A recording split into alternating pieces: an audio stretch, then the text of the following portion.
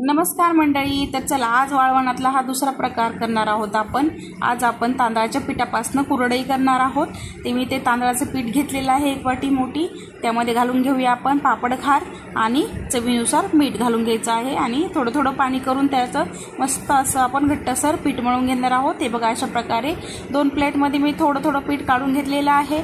त्यामध्ये आपण घातलेला आहे हिरवा कलर आणि इथे ऑरेंज कलर. तुमच्या आवडीनुसार तुम्ही कोणता पण घालू शकता.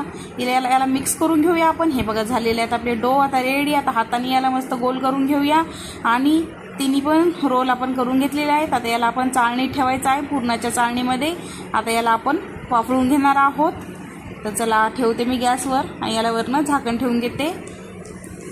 तर हे बघा, झालेले आहेत आपले वाफळून. थंड करायला ठेवले होते मी. एका परातीमध्ये काढून घेते एक गोळा. त्याला छान मॅशरनं त्याला मॅश करून घेऊया. थोडं थोडं पाणी करून त्याचा सैलसर असा पीठ मळून घ्यायचं आहे. हे बघा, मी दाखवले अशा प्रकारे. तर चला, तिन्ही पण पीठ आपले मळून झालेले आहेत. ते एकाला एक जोडून घ्यायचे आहे आणि हाताच्या साह्याने त्याला लांबडं करायचं आहे. हे बघा, अशा प्रकारे दाखवते तसं. याला साईडला ठेवून घेऊया. इथं आपण साचा घेऊया. इथे आपण साचा घेतलेला आहे. शेव करायची आपण इथे जाळी टाकलेली आहे. यामध्ये एक गोळा तोडून घेतलेला आहे आणि ह्याला आपण लगेच कुरडई करायला घेतलेली आहे. बघा, किती सुंदर असा कलर आलेला आहे कुरडईला. तिरंगा कलर आलेला आहे. ते बघा, अशा प्रकारे आपण सगळ्या कुरवड्या करून घेणार आहोत.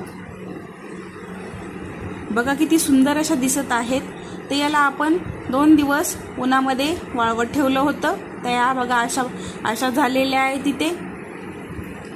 हे बघा, अशा झालेल्या आहेत. आता कलर असा छान आलेला आहे याचा. आता आपण याला तेलामध्ये तळून घेऊया. इथे मी तेल ठेवलं होतं गॅसवर. तर आपण त्यामध्ये आपण एक कुरडई टाकून घेऊया. तर चला, बघा, किती सुंदर अशा फुललेल्या आहेत आपल्या कुरडया.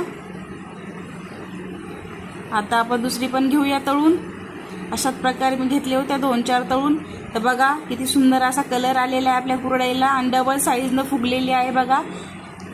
आणि खायला पण खूप चविष्ट अशा झालेल्या आहेत. तर तुम्ही नक्की ट्राय करा. कुरडया हाताने मी तोडून दाखवते. बघा, किती क्रंची अशा झालेल्या आहेत. तर तुम्ही नक्की ट्राय करा ही रेसिपी. धन्यवाद.